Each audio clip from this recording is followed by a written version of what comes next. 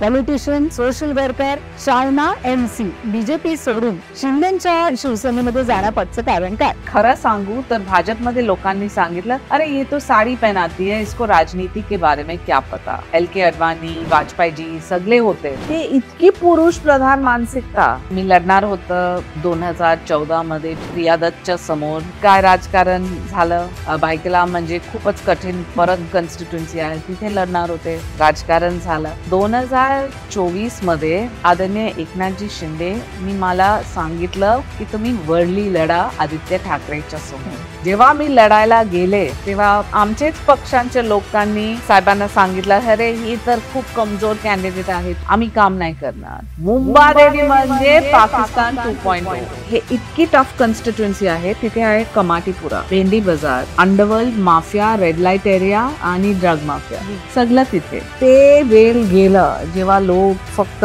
Surname वरती vote करतात, म्हणजे ठाकरे आणि गांधी. ते शिवसेना संपलं. फक्त तोडफोड करून लोक वोट नाही देत. मनसेला फक्त त्यांचं राजकारणसाठी हे करायचं आहे. हे पॉलिटिक्स ऑफ ऑपॉर्च्युनिझम आहे. लाडकी बहीण योजना आमदारांच्या पगारातनं का नाही ते पैसे काढले जात? नमस्कार, मी शायना MC. कांचन अधिकारीचे बातो बातो में हे पॉडकास्टमध्ये माझं स्टोरी आहे. नक्कीच तुम्ही ऐका आणि मला फीडबॅक पण द्या. लाईक, शेअर, सबस्क्राईब बातो बातो में बाय कांचन अधिकारी.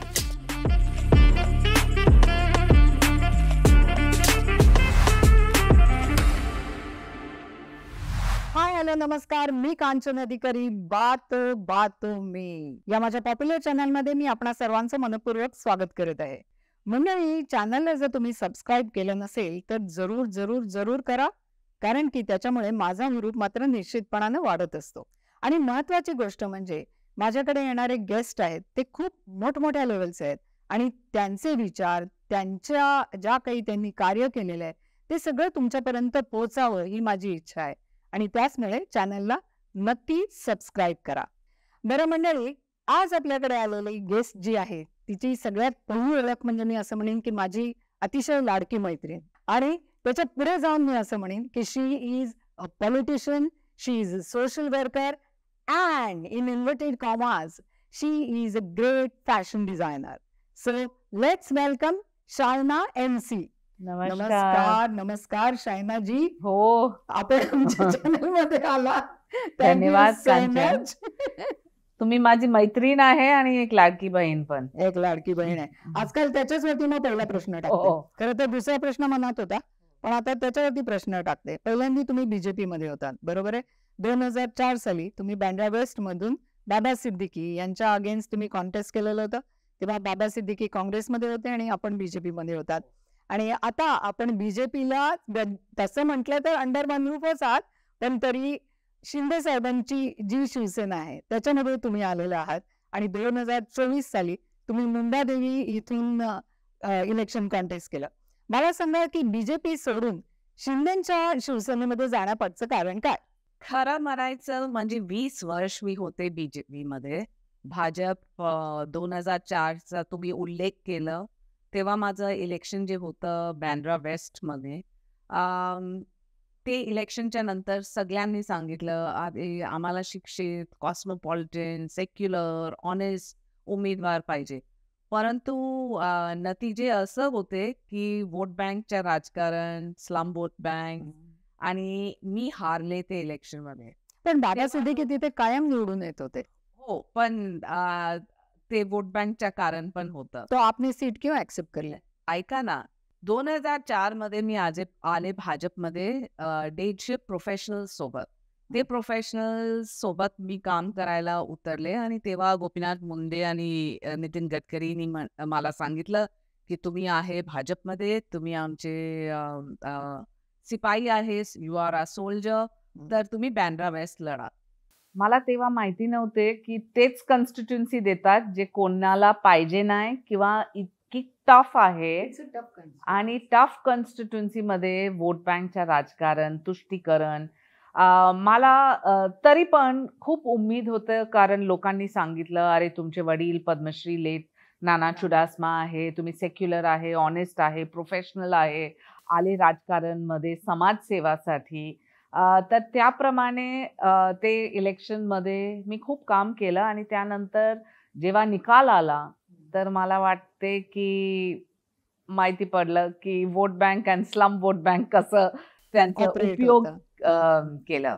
तेव्हा कांचनजी तुम्हाला खरं सांगू तर भाजपमध्ये लोकांनी सांगितलं, "अरे ये तो साडी पहनाती है, इसको राजनीति के बारे में क्या पता." हो, तेव्हा मी ठरवलं की मी काम करणार, पक्षासाठी काम करणार आणि तेव्हा LK अडवाणी, वाजपेयीजी सगळे होते.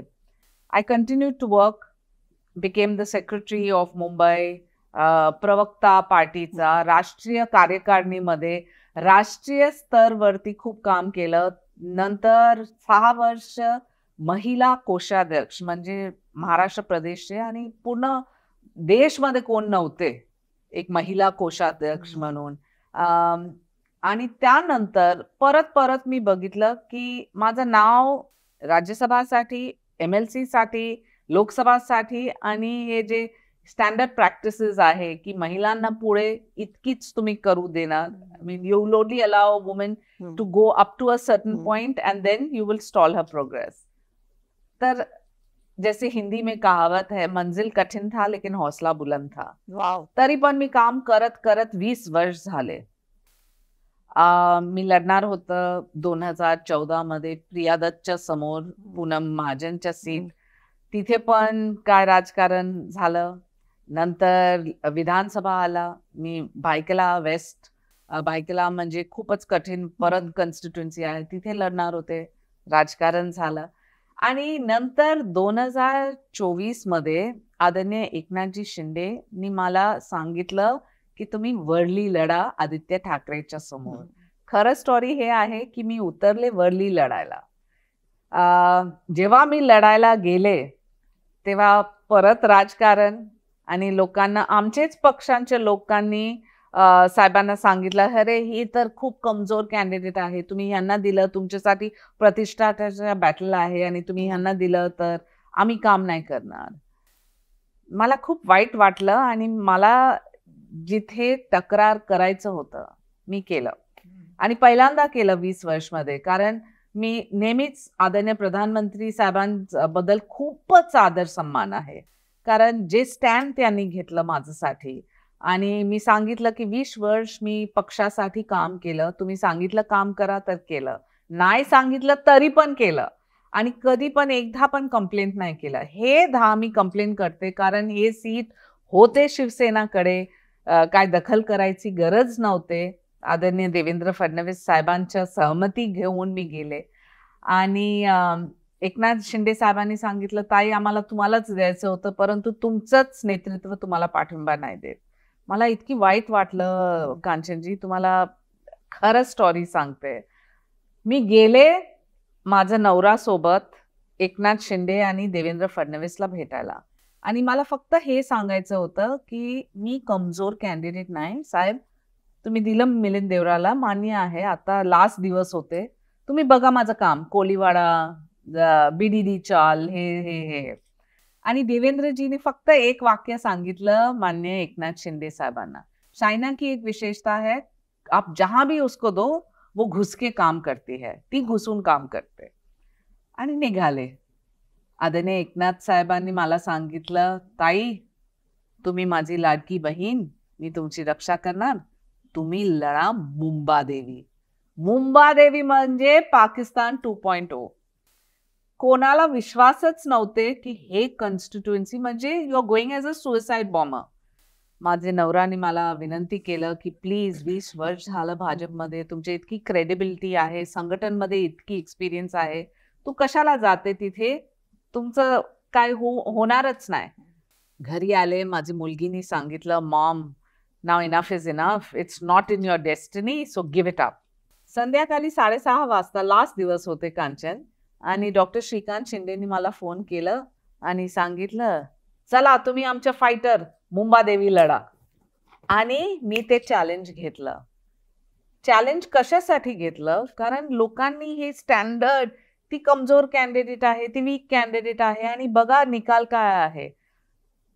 मुंबादेवीच्या इतिहासमध्ये भाजप आणि शिवसेनांना एकत्र आणि वेगळं इतकी वोट नाही भेटलं जितकी मला भेटलं.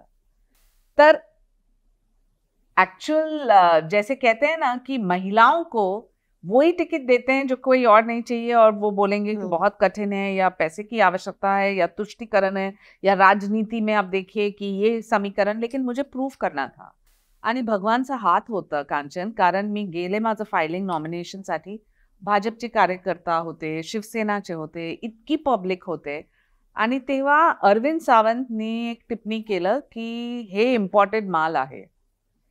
ते म्हणून मी सांगितलं तुम्ही माझा काम बद्दल बोला. 20 वर्ष झाला मला राजकारणमध्ये. माझं सोशल इनिशिएटिव्ह असो किंवा माझं जे सामाजिक दृष्टीमध्ये जे माझे संस्था आहे, मुंबई माझी लाडकी, जायंट वेलफेअर फाउंडेशन, पण तुम्ही मला इम्पॉर्टंट माल नाही बोला. त्यानंतर आदरणीय प्रधानमंत्रींनी सांगितलं मुंबा देवी में हमारी बहन जो खड़ी है उनके लिए क्या गलत शब्दों का इस्तेमाल हुआ. निर्मला सीतारामन, रविशंकर प्रसाद, मायावती, शरद पवार सगळ्यांनी सांगितलं की महिलांचा सन्मान करा तुम्ही. आणि मी तुम्हाला खरं सांगू, हे इतकी टफ कॉन्स्टिट्युएन्सी आहे. तिथे आहे कमाटीपुरा, भेंडी बाजार, जितकी तुम्ही बघतात ना फिल्म मध्ये, underworld mafia, red light area आणि ड्रग माफिया, सगळं तिथे. कार्यकर्ता होते की नाही, मी उतरून एक एक वोटरला I used to literally hug them and tell them, come out and vote for change because you have to have development. हे एक कॉन्स्टिट्युएन्सी आहे जिथे इतकी, म्हणजे दक्षिण मुंबईमध्ये मुंबादेवीला सोडून प्रगती आहे पूर्ण तिथे. फक्त इकडे तुष्टीकरणची राजकारण. तुमच्या अगेन्स्ट कोण उभं होत होते का? अमीन पटेल काँग्रेसचे नेता आहे. 3-10 ते आता जिंकून आले. आणि मला ते भीती नव्हते. कधी कधी कसं होते, कैसे बोलते ना की हार में भी जीत होती है. येस. आणि ते माझा हार मध्ये जीत होते. कारण आता मी आदरणीय गृहमंत्री साहेबांना पण भेटून आले दिल्लीमध्ये, आणि ते सांगितलं मानना पडेगा, बहुत अच्छे लढे. आणि जे जे लोक मला सांगत होते की नाही नाही, you know, everyone is not meant for electoral politics, I prove to them that if you really want to work for people of India, people of Mumbai, you can and you must. आणि बघा, माझा व्यवसाय आहे, माझा profession आहे. मला राजकारणमध्ये पैसे नाही पाहिजे. मी नेहमीच सांगते की माझं नाव मध्ये शायना NC म्हणजे शायना नाना चुडासमा आहेच, पण शायना नॉन करप्टेबल आहे. कारण I have a professional background and politics is my way to give back to society. Shaina, तुम्ही जेव्हा बोलत होतात तेव्हा माझ्यामध्ये डोक्यामध्ये खूप खूप खूप खूप विचार आलेले. तिथले एक एक एक एक एक मी तुम्हाला सांगत जाते. हो. तुम्ही पॉलिटिकल सायन्स हा सब्जेक्ट घेऊन तुम्ही सेंट झेवियर्स सारख्या मुंबईतल्या अति प्रतिष्ठित अशा कॉलेजमधनं तुम्ही पॉलिटिक्सचं शिक्षण घेतलेलं आहे. दुसरी महत्वाची गोष्ट म्हणजे मुंबईचे शरीफ राहिलेले नाना चुडासमा यांच्याकडूनही तुम्हाला छोटं थोडंफार बाळकडू मिळालेलं असेल. एक मला मुद्दा इथे असा वाटतो, अमीन पटेल असतील किंवा बाबा सिद्दीकी असतील, हा आपल्या इथे जातीपातीचं राजकारण हे नेहमीच चालत आलेलं आहे. याच्यामध्ये मला कुठल्याही इथे नोट घ्यावी कृपया की मी कुठल्याही जातीबद्दल बोलू इच्छित नाही, परंतु आपल्या इथे राजकारण हे नेहमीच जातीवरती चालत आलेले. कुठेतरी मला तुमच्या म्हणण्यामध्ये 2 मुद्दे असे दिसून येतात की आपले वडील जे आहेत ते मला वाटतं हिंदू राजपूत, बरोबर, आणि आपल्या मातोश्री मुनिराजी ज्या नुकत्याच गेल्या आपल्यामधनं. तर कुठेतरी मला असं वाटतं की एक धागा तरी तुमचा मुस्लिम होता, बोरा मुस्लिम होत्या त्या, म्हणून कदाचित तुम्हाला हे 2 ठिकाणचं, कारण normally they select these types of. तुमचं काय मत आहे याच्याबद्दल? बघा, खरं सांगू तर आमच्या घरमध्ये विचारधारा आहे हिंदुत्वाचा. माझे वडील होते लेट पद्मश्री नाना चुडासमा आणि ते राजपूत होते, गोंडल स्टेट सौराष्ट्रामध्ये. माझी आई पण होते गुजरातची जसदन स्टेट, परंतु बोरा मुस्लिम. आणि माझा नवरा आहे Marwari Jain.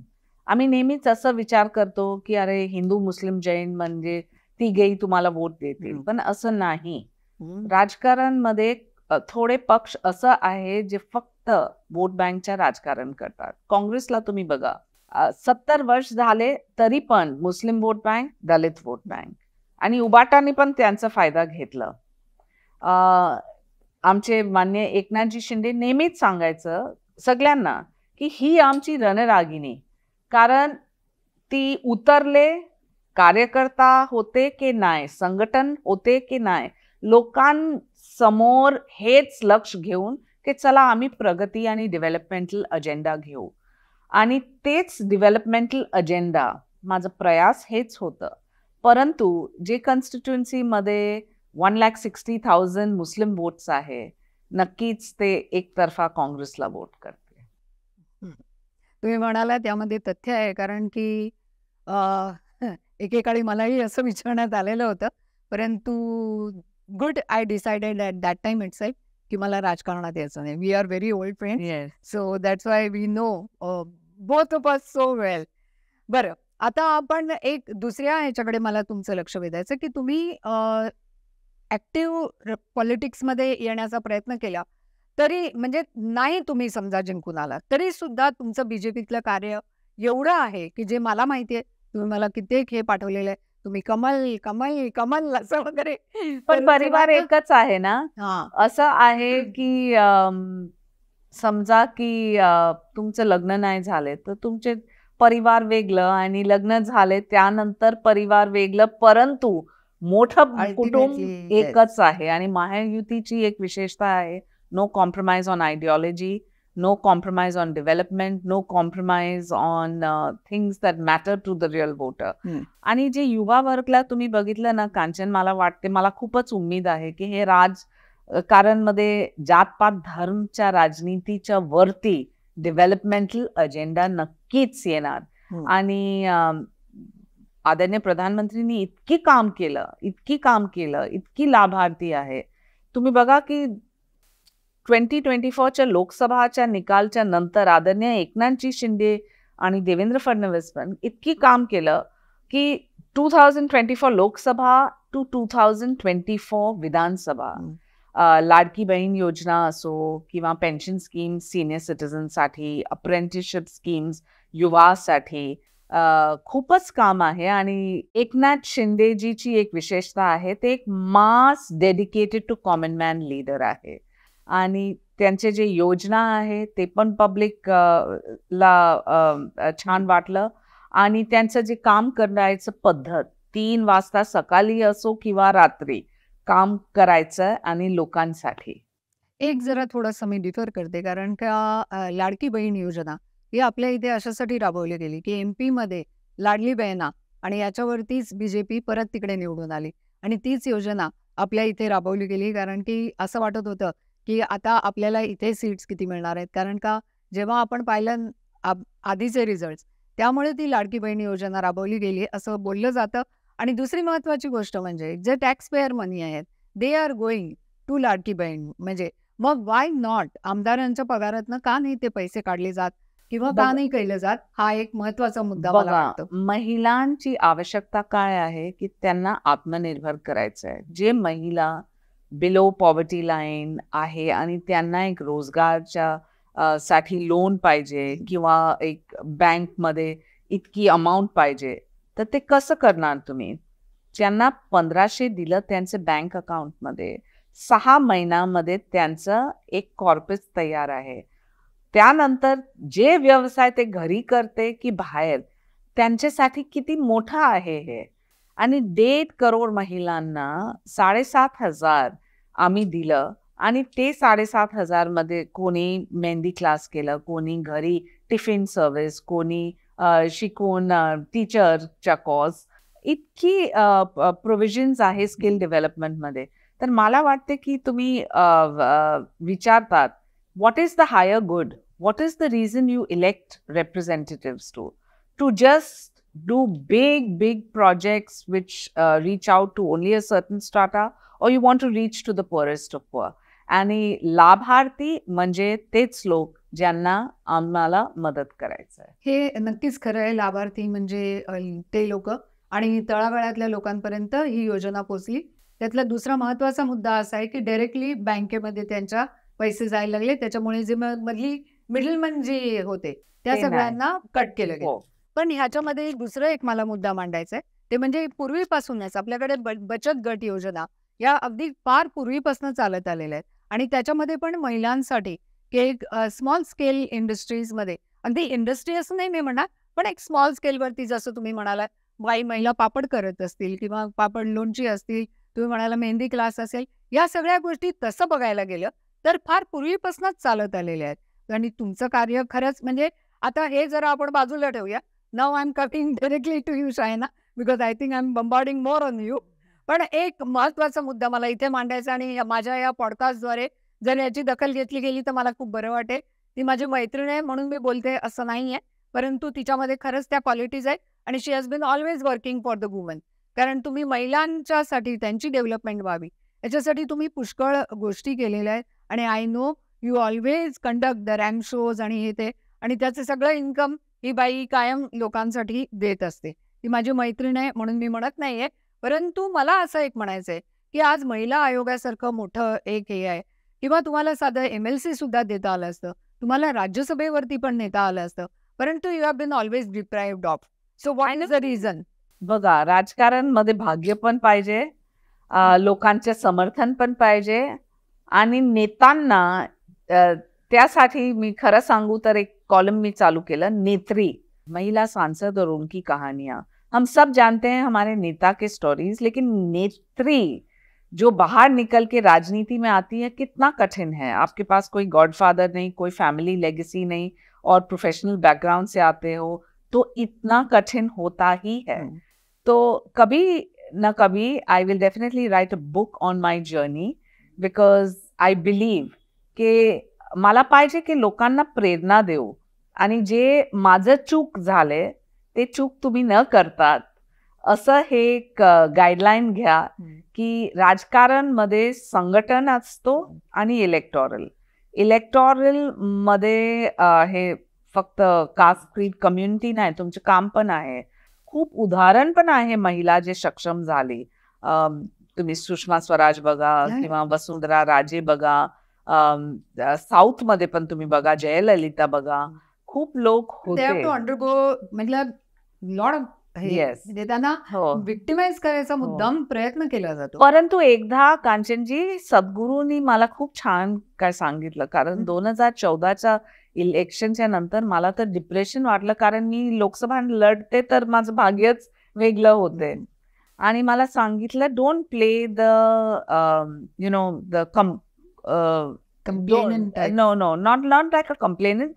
Don't play the complacency card. Play the competency card. म्हणजे तुमचे जे कॉम्पिटन्सी आहे. आणि खरं सांगू तर जेव्हा मी महाराष्ट्राची कोषाध्यक्ष होते ना, कोषाध्यक्ष म्हणजे खूपच पॉवरफुल पोस्ट, पण त्याच्यात इतकी लोकांनी डॅगर्स ड्रॉन, तर महिला इथपर्यंत चालेल काय आहे, लोकांच्या मनात हे आहे की एक डायनिंग टेबल असतो तर वाज मध्ये एक महिला चालेल, पण सेंटर टेबल मध्ये नाही, साईड टेबल वरती. तर आम्हाला पाहिजे की ते सेंटर टेबल वरती आम्हाला एक संधी. So nicely has put up this thing.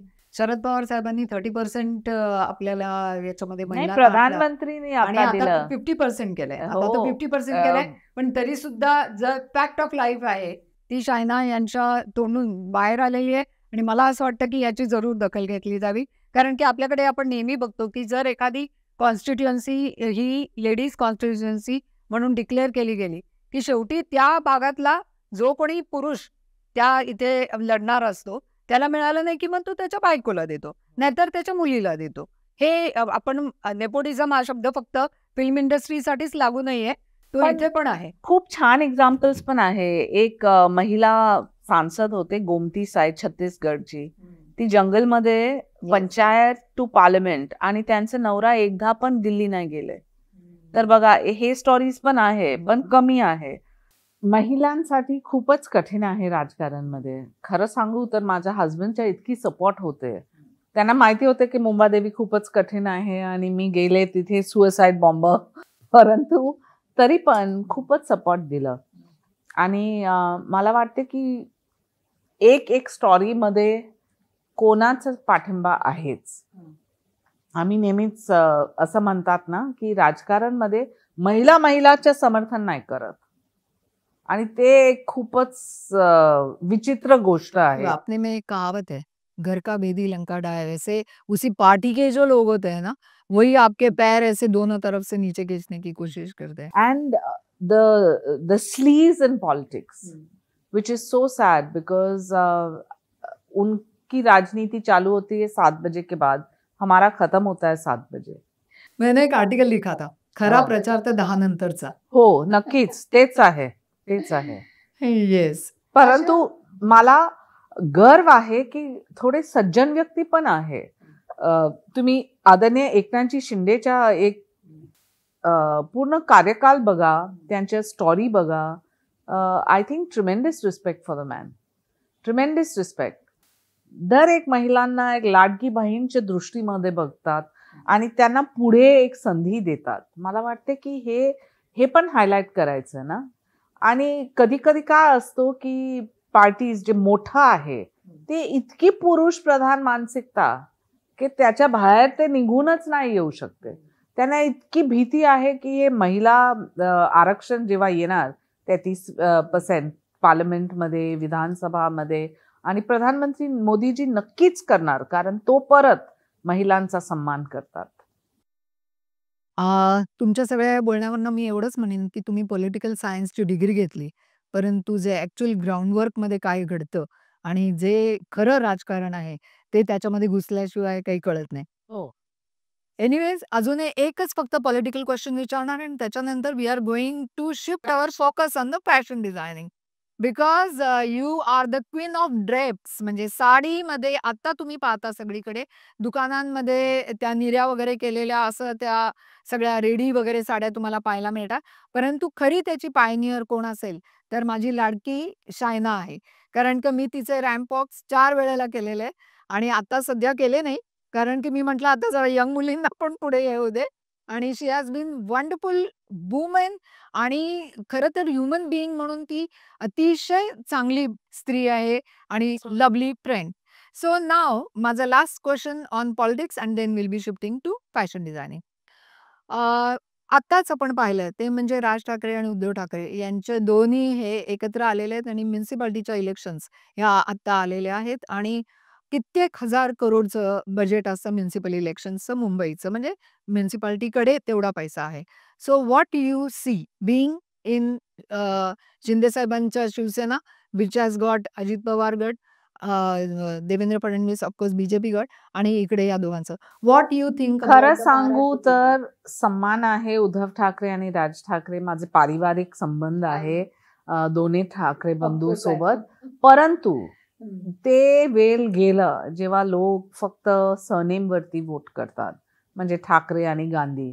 जे दिवस आदरणीय उद्धव ठाकरे साहेबांनी काँग्रेस आणि एनसीपीला संधी दिलं आणि त्यांच्या सोबत सत्तासाठी एकत्र झाले, ते दिवस ते शिवसेना संपलं. बट इट्स पॉलिटिक्स आहे ना. हो, We have seen it. परंतु तुम्ही आहे मराठी अस्मितासाठी, मराठी माणूससाठी, तर तुमचं विजन प्लॅन काय, तुमचं ब्लूप्रिंट काय? फक्त तोडफोड करून लोक वोट नाही देत. आज मैं यहाँ कहना चाहूंगी आपसे, मी सगळ्यांना सांगू इच्छिते की हिचे वडील जे आहे ते राजपूत, हिची आई जे आहे त्या मुस्लिम होत्या आणि आज मी तिला मुद्दाम सांगितलं की you have to speak in Marathi. अरे पण मी नेहमीच मराठीमध्ये I बोलते know that. That's why I told you. लहानपासून. म्हणजे मला हे म्हणायचंय की मराठी भाषा याला तुम्ही एक लँग्वेज म्हणून बघा आणि जर तुम्हाला ती लँग्वेज शिकायची असेल पण ते लँग्वेज वरती राजकारण नाही करा.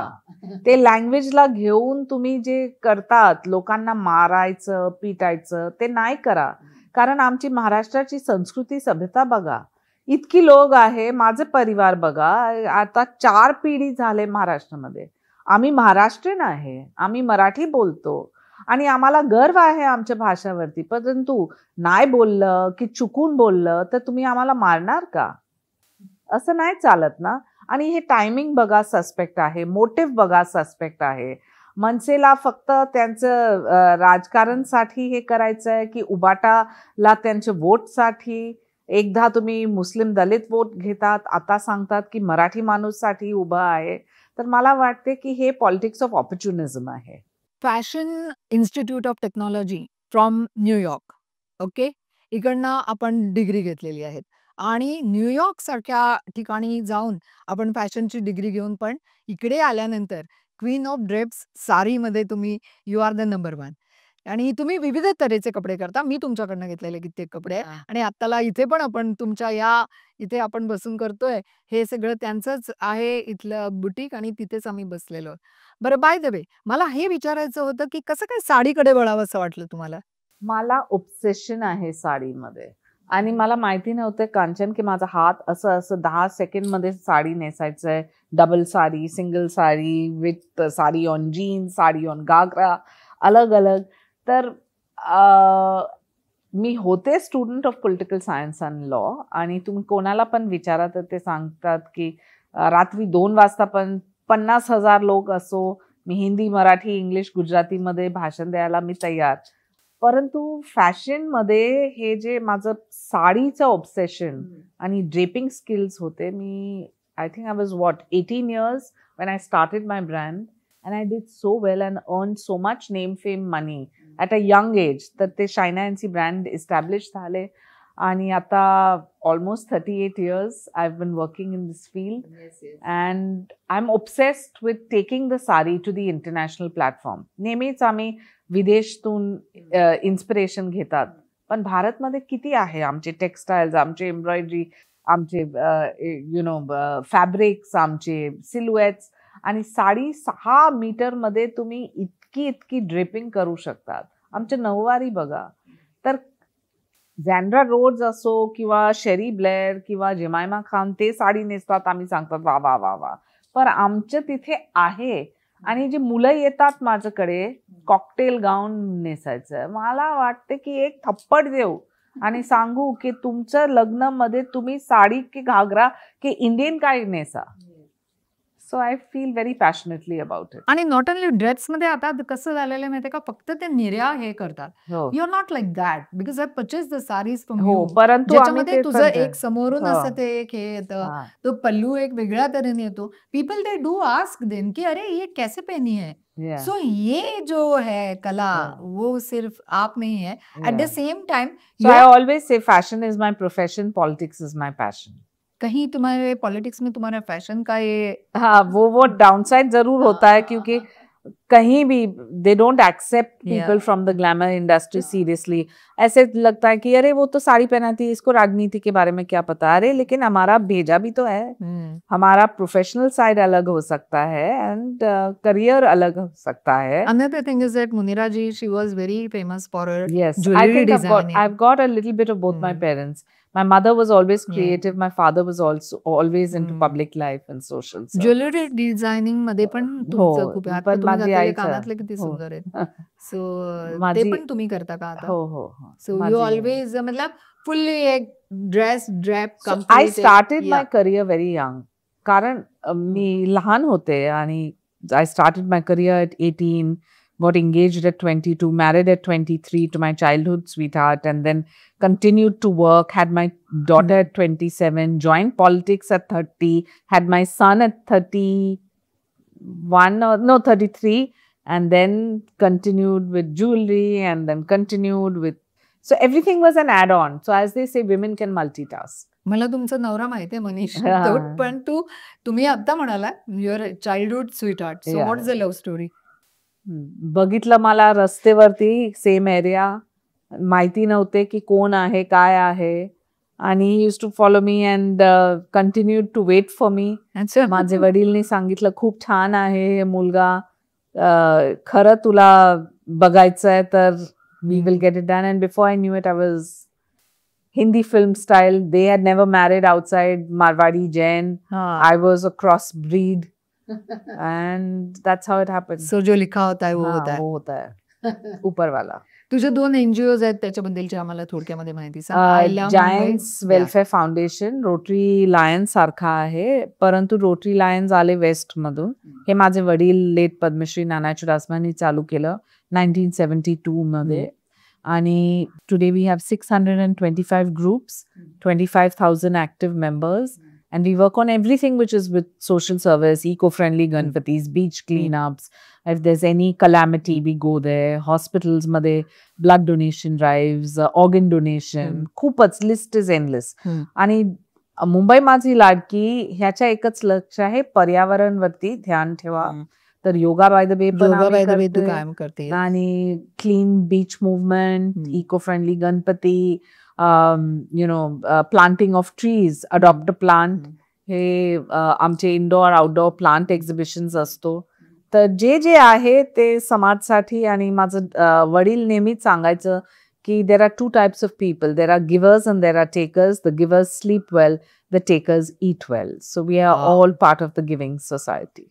व्हॉट अ थिंग यार, व्हॉट अ थॉट यार. Yeah. किती म्हणजे Loaded. within या एका छोट्याशा ह्याच्यामध्ये तुम्ही हो. खूप काही सांगून गेले. मला असं वाटतं शायना, माझ्या खूप तुम्हाला विशेस आहेत from bottom of my heart. At the same time one question is there, प्रसार भारतीच्या पण तुम्ही बोर्डवरती बोर्डवरती आहात. होते. हा. So what new things you have got over there? प्रसार भारतीच्या बोर्ड वरती माननीय प्रधानमंत्रीने जेव्हा मला हे संधी हम्म. दिलं, तर नेहमीच हेच कंप्लेंट होतं की कॉन्टेंट नाही. तर I did 3 programs absolutely free, like how you are interviewing me, I interviewed others. एक होतं नेत्री, महिला सांसद आणि त्यांचं कहाणी. एक होतं journey on parliamentarians and towards a विकसित भारत. म्हणजे प्रजातंत्र लोकतंत्रमध्ये संसद मध्ये काय सक्रिय काम असतो. आणि एक होतं सफरनामा, जे नेतागण आहे रुरल इंडियामधून, त्यांना कोणता योजना प्रधानमंत्रीचा लाभ त्यांना त्यांच्या कॉन्स्टिट्युन्सीमध्ये झाले आणि कसं लोकांचं लाईव्हवरती इम्पॅक्ट. आणि रेडिओच्या जे मीडियम आहे ते खूपच पॉवरफुल आहे. तर त्याच्यावरती एक प्रोग्राम आम्ही करत होते, रोशन करे दुनिया. एक एनजीओ, एक कॉज और पब्लिक तक ये पहुंचाना. क्योंकि लोग हमेशा बोलते हैं समाज के लिए कुछ अच्छा करना है. जब कोई संस्था के बारे में आपको पता है तब आप कर सकते हैं. जैसे कि मैंने कैंसर के लिए मेरे जो जितने भी शोज हैं, because I believe that glamour should be meaningful, we used to give past proceeds to we care cancer, which works at Tata Memorial. Like that, every NGO should have the opportunity to air their work. Gender equality हा पण तुझा हो, एक मोठा हो, issue हो, आहे. हो. शायना, एवढं तू काम केलेलं आहे, एवढं काम केलेलं आहे, परंतु खरोखरच मला आज असं वाटायला लागलेलं आहे की यू हॅव बीन विक्टिमाइज्ड यार. हो. I seriously feel We for will that. fight back right till the end. Don't worry. मी लवली, victim हॅव द नाही. Great spirit. मी आणि victim नाही, मी victorious असणारच. Of course you have to be. And तिच्या नावातच शायना आहे म्हटल्यानंतर she should shine. Thank you so much Shaina for giving me time आणि इतका wonderful interview. Thank you. Shaina, आज तू माझ्या या पॉडकास्टमध्ये आली, बातोबात में, याबद्दल आमच्याकडून तुला एक छोटीशी भेट. अरे, थँक यू. मला द्यायचं तुम्हाला एक छोटीशी भेट. It's okay.